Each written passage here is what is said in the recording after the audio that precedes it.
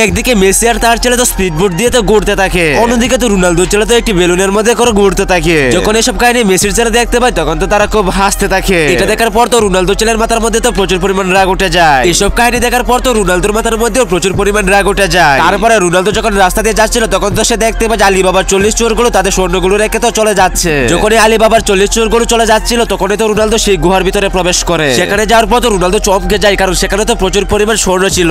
তারপর তো রোনালদো সেখান থেকে এক ব্যাগ তো স্বর্ণ নিয়ে চলে আসে। যখন সেই স্বর্ণগুলো একজন জাহাজ মিস্ত্রিকে দেখায় তখন তো তারা খুব খুশি হয়ে যায়। তারপর তো রোনালদো অনেকগুলো গাড়ি দিয়ে তো সেখানে থাকা সকল স্বর্ণগুলো নিয়ে আসে। অন্যদিকে তো রোনালদোর কাজগুলো কিভাবে করতে হবে তা দেখাচ্ছিল। এদিকে তো মেসি সব লুকিয়ে লুকিয়ে দেখতেছিল। তারপরে দেখতে পাই তো রোনালদো তো ড্রোনের সাহায্যে তো সমুদ্রের মাঝখানে রাস্তা করতে থাকে। এদিকে রোনালদোর রাস্তার কাজ দেখে তো মেসি তো হতবাক হয়ে যায়। রোনালদো তার ছেলের জন্য কতটুকু সুন্দর করে সমুদ্রের উপর দিয়ে রাস্তা তৈরি করেছিল, চলুন দেখে আসি। আচ্ছা, তোমরা কাকে বেশি ভালোবাসো, রোনালদো, নেইমার নাকি মেসিকে? কমেন্ট করে দেখিয়ে দাও কার পাওয়ার করতে বেশি। কিন্তু যারা আল্লাহকে ভালোবাসো তারা এই ভিডিওতে একটি লাইক দিয়ে চ্যানেলটিকে সাবস্ক্রাইব করে দাও। তারপরে দেখতে পাই তো রোনালদো তো তার ছেলের জন্য একটি গাড়ি তৈরি করে ফেলে। গাড়িটা তৈরি হওয়ার পর তো রোনালদো তো তার ছেলের জন্য সেই রাস্তাটা ছেড়ে দেয়। তখন তো রোনালদোর ছেলে সেই রাস্তা দিয়ে মনের আনন্দে গাড়ি চালাতে থাকে। এসব কাহিনী দেখে তো মেসি আর মেসি ছেলে তো হতবাক হয়ে যায়।